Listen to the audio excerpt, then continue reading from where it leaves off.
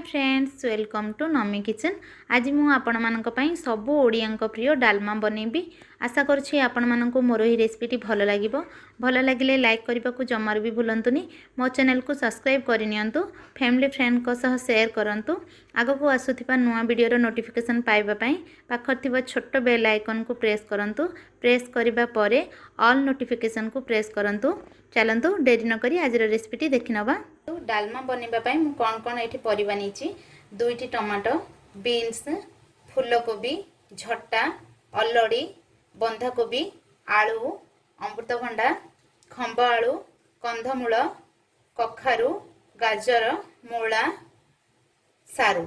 आपण कंचा कदली मध्ये नै परिबा। आपण को मन पसंद परिबा जहा जहा आपण को पसंद आपण नै परिबे।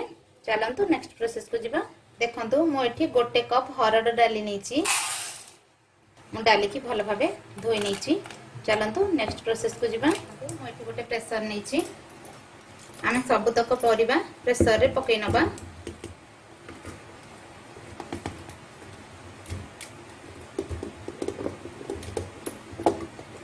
तो एमिति ही नेबे।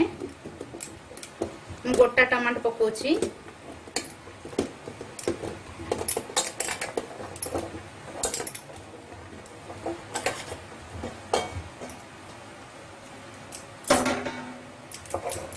सब तक पकई नेली।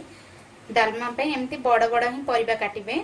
एबे आमे धोई रखिथिबा डाली पकई नबा।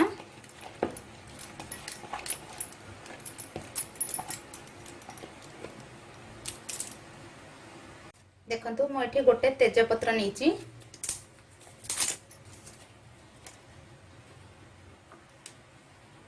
गोटे चम्मच हळदी नीची। 1 इंच अदा को मु एमती छेची नेची।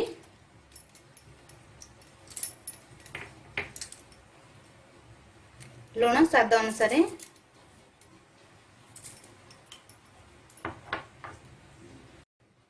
गोटे चम्मच तेल।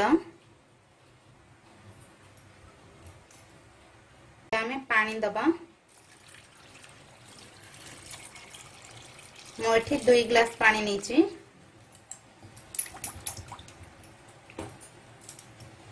एमती चम्मच साहाय्य मिक्स करनबा। कवर कर दबा।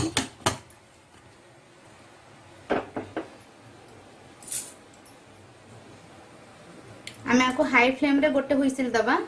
मीडियम फ्लेम रे आ गोटे हुइसिल दबा। आमे आको टोटल 2टी हुइसिल दबा।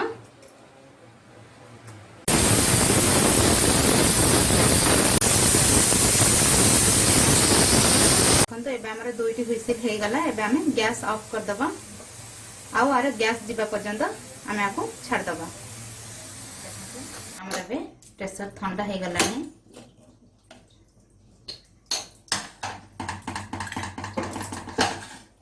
देखंतु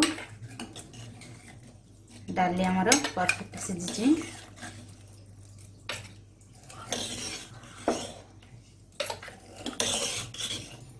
देखंतु चलंतु आमे आको छुंक दबा। देखंतु छुंक दबा पई मो एठी गोटे पैन बसै नीची।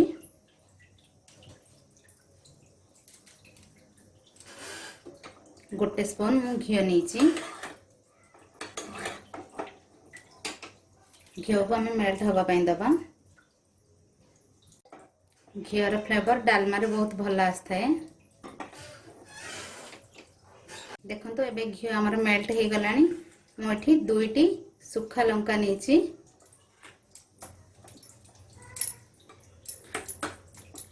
गैस को सिम रे ही रखिबे।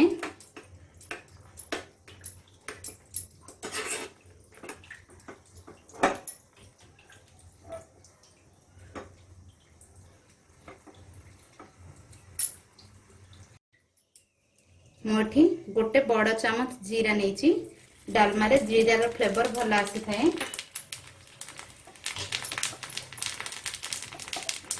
अल्प टिके मु हेंगु नीची। मिक्स करनबा।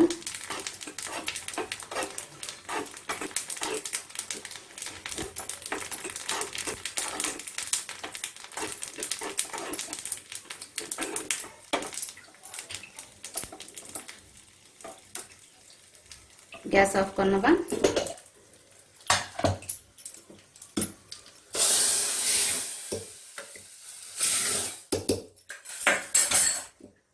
देखो आम कभर करदबा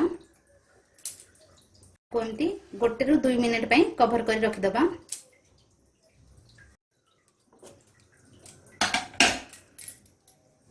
मुझे किसी धनिया पत्र पकाउची।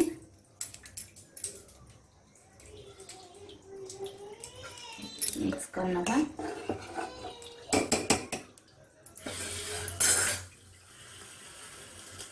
मुठी 1 चम्मच जीरा लंका गुंड पकाउची।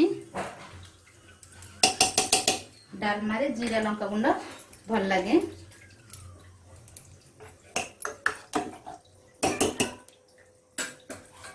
आम 2 मिनिट पई कवर कर रखिदबा। तापर आम प्लेटिंग करबा।